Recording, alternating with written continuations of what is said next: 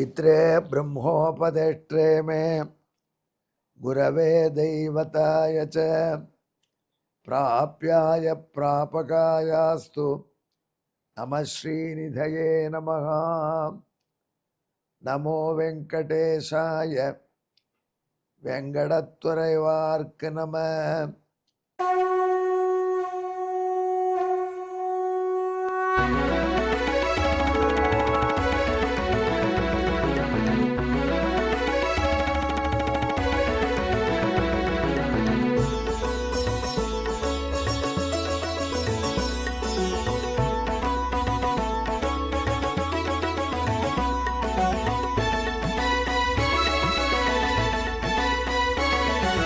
सहस्रनामं सहस्रनामं श्रीवेंकटेश सहस्रनामं सहस्रनामं सहस्रनामं श्रीवेंकटेश सहस्रनामं।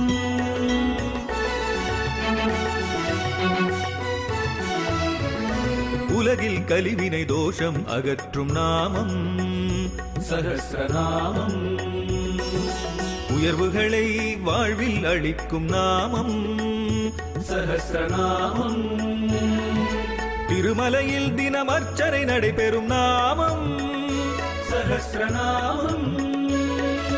திருவேங்கடனின் தரிசனம் காட்டும் நாமம் சஹஸ்ரநாமம். சகஸ்ரநாமம் சகஸ்ரநாமம் श्रीवेंकटेश सहस्रनामं सहस्रनामं सहस्रनामं श्रीवेंकटेश सहस्रनामं। அன்பர்களே, இப்பொழுது நாம் திருவேங்கடமுடையானுடைய திவ்ய சஹஸ்ரநாமங்களிலே 661வது திருநாமத்தை தூக்கப் போகிறோம். இது மிக பிரசித்தமான திருநாமம் பகவான்.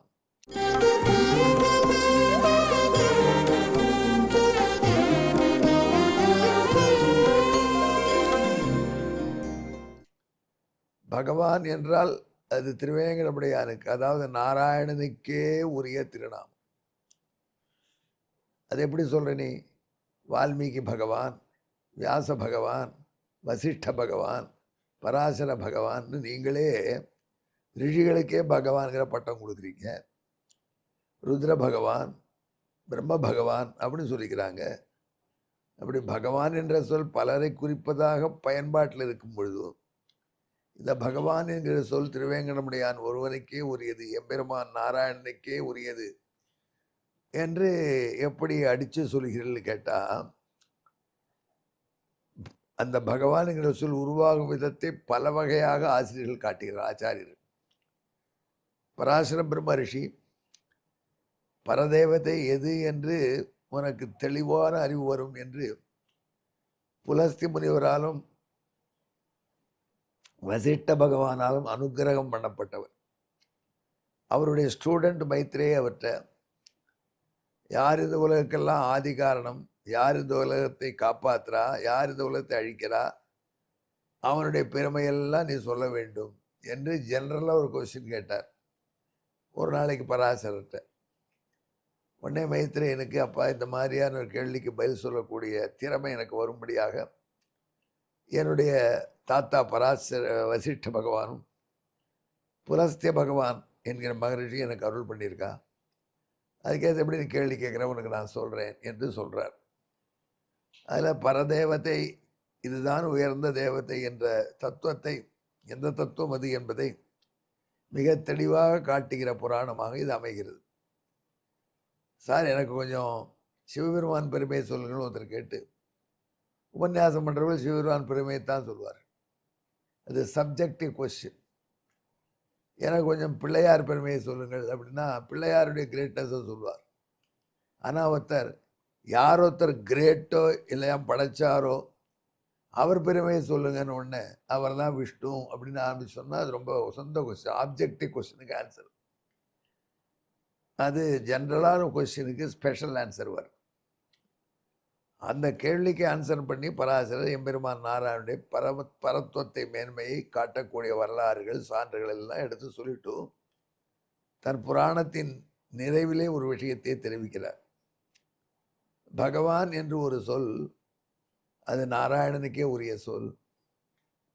மற்றவர்கள்லாம் போட்டுக்கிறாங்கன்னா ஏதோ ஒரு ட்ரேஸ் அவள்கிட்ட இருக்கிறதுனால. பகவான் என்ற சொல்லுக்கே பொருள் தான் என்ன? ஞானம் என்று ஒரு குணம் நமக்கெல்லாம் இருக்கு இல்லையா? இதை சொல்கிறாங்கன்னா நம்ம புரிஞ்சுக்கிறோம். நம்ம கம்ப்யூட்டர் புரிஞ்சுக்கிறதானே, அது குறிப்பிட்ட சுவிட்சை தட்டினால தான் புரியும். நான் ப அப்படின்னா அது பா அடிச்சிடணும், எனக்கு கை எங்கள் பாலை போட்டு கொடுக்கணும். நான் பான் தான் நினச்சேன், அடிச்சு விடுத்தேன் சமயத்தில் நம்ம வருத்தப்படுவோம்.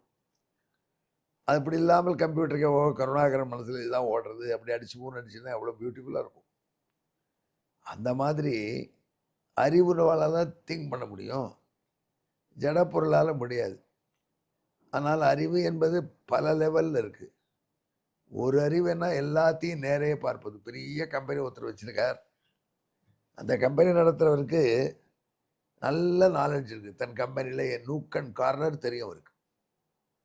எங்கே 1/2 இன்ச் போல்ட் இருக்குது ஸ்டோரில், எங்கே 1/4 இன்ச் போல்ட் இருக்குது. அப்படி அளவுக்கு ஞானமுடைய ஒரு பெரிய ஒர்க்ஸ் மேனேஜர், அல்ல அவருக்கு மேலே இருக்கக்கூடிய ப்ரொப்ரைட்டர். அப்படி எல்லாம் எங்கே இருக்குதுன்னு தெரியும் ஒருத்தருக்கு. ஆனால் அவ்வளவு தெரிஞ்சிருந்தாலும் அவைகளெல்லாம் தாங்குகிற சக்தி அவருக்கு இருக்கணும். அது எப்படின்னு கேட்டால்,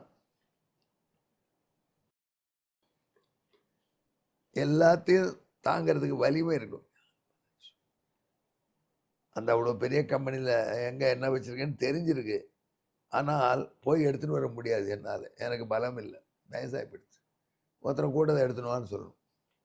ஆனால் எல்லாவற்றையும் நேரே பார்க்கக்கூடிய அறிவு, எல்லாவற்றிலும் ஹேண்டில் பண்ணக்கூடிய வலிமை, பலம், அதற்கு மேலே அவைகளை இவனுக்கு தாங்க முடிஞ்சாலும் கீழே வேலை செய்கிறத கண்ட்ரோல் பண்ண முடியலன்னா கஷ்டம்.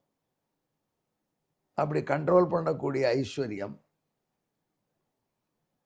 அவைகளை கண்ட்ரோல் பண்ணினா கூட ஐயோப்பா டயர்டாக இருக்குது சார், டயர்டாக இருக்குது சார், நம்மளை மாதிரி முனகின்றது தான் சரியில்லை, அப்படி முனகாமல் இருக்கக்கூடியது வீரியம். எங்கே சேரவே முடியாத சேர்த்து வைக்கிறது தனி சக்தி. அதற்கு இன்னொருத்தர் தேவையில்லை, தானே பண்ணக்கூடியது. அது ரொம்ப கஷ்டம் சார், அது வராது சார் அப்படின்னு மெக்கானிக் சொன்னால் இந்த பார் பண்ணி காமிக்கிறது தான் மேனேஜர், பெரிய ஆள்.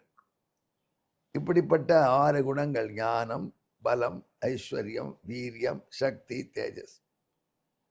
இந்த வரிசையில் 6 குணங்கள் உண்டு. இந்த 6 குணங்களும் எம்பெருமான் பக்கத்தில் இருக்கு.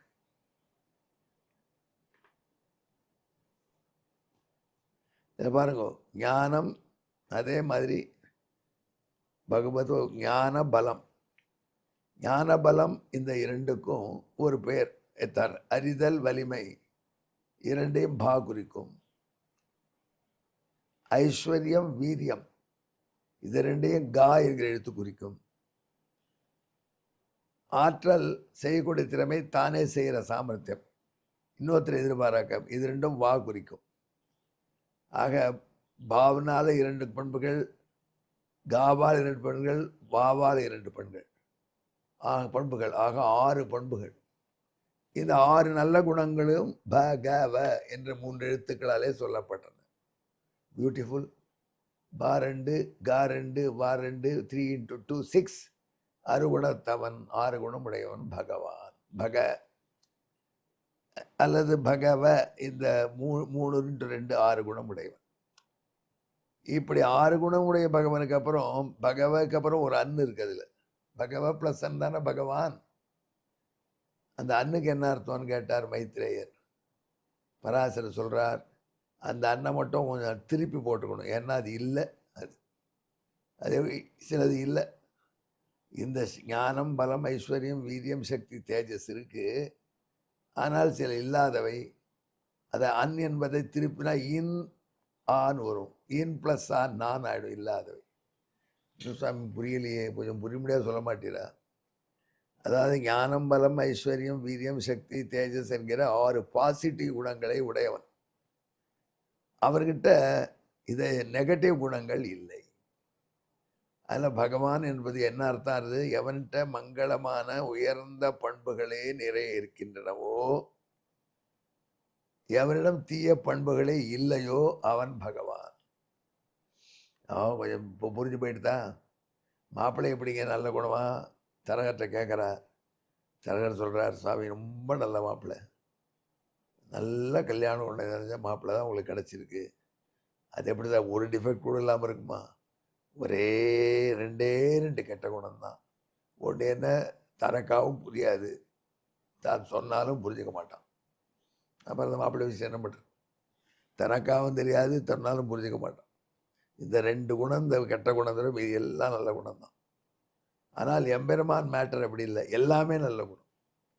அதனால தான் பா 2 கா பா என்கிற எழுத்தினாலே சொல்லப்பட்ட 2 பண்புகள், காவால் சொல்லப்பட்ட 2 பண்புகள், வாவால் சொல்லப்பட்ட 2 பண்புகளை உடையவனாய், அன் என்று சொல்லி இன் பிளஸ்ஸா என்று திருப்பி போட்டு நா என்று கெட்ட குணங்களை அற்றவனாய் இப்படி இருக்கக்கூடிய நாராயணன் பரஸ்மாத் பரன் பகவான். இந்த பேர் வேறு யாருக்கு வராது. உலகத்தில் தீய குணம் இல்லாத மனுஷியாலே இருக்க முடியாது.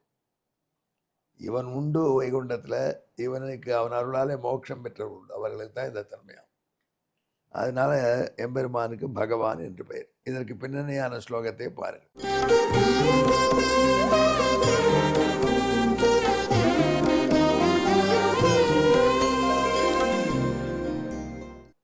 ஞானம் ச சக்திஷ்ச பலம் த்ரிதீயம் ஐஸ்வர்ய விரேச்ச ததச்ச தேஜகா ஷண்ணாம் கில இஷாம் பகவேதி சம்யான் நச்சேதிகயா பகவன் விலிங்கா. தமிழ்பாட்டு. அறிதல் வலிமை 2 பகுரிக்கும், ஆளுமை தளர்விழா 2 ககுரிக்கும், ஆற்றல் தேசை 2 பகுரிக்கும், அன்னது திரும்பும் கஷ்யபனைத்தான் போல இதனால் நற்குணமே தீக்குணமில்லை என்றிரண்டையாளம் உள்ளோன் பகவான் ஏழுமலை எம்பெருமான் என்றனரே. ஆகையினால அன்னை ஏன் திருப்பி போட்டுக்கணும்? அது மட்டும் இல்லைன்னு காண்பிதான் தனியாக வருது. இது ஒரு மெத்தட் சான்ஸ்கிரிட்ல. வேதம் சொல்கிறது கஷ்யபர்னு ஒரு ரிஷிக்கு பெயர். ஏன் தெரியுமான்னா, பஷ்யதி சர்வம், எல்லாவற்றையும் பார்க்கிறார் பஷ்யகர். அந்த பஷ்யகர் தான் கஷ்யபோ பவதி எத் சர்வம் பரிபஷ்யதி தி சௌக்ஷ்மியாத். அந்த பஷ்யகர் திருஷ்டி பற்ற பொழுதில் கஷ்யபர்னு திருப்பி சொல்கிறார். அது மாதிரி அன்னை திருப்பி கொள்ளுவேன். இப்படி கெட்ட குணங்களே இல்லாமல் நல்ல குணங்களுக்கே இருப்பிடமான எம்பெருமானுக்கு இதான் ஒத்தனுக்குத்தான் உரிய பண்பு. இந்த 2 தன்மை உடையவன், ஒன்லி பாசிட்டிவ்ஸ், நோ நெகட்டிவ்ஸ். அப்படிப்பட்டவனுக்கு தான் பகவான் என்று பெயர். அந்த பகவான் ஆகிய திருவேங்கடமுடையான் நம்மையும் அப்படி ஆக்குவானாக. எங்கே என்னுடன் கலந்து ஜெபியுங்கள். பகவதே நமஹா. நன்றி, வணக்கம். நமோ வெங்கடேஷாய வெங்கடத்துறைவார்க்கு நம.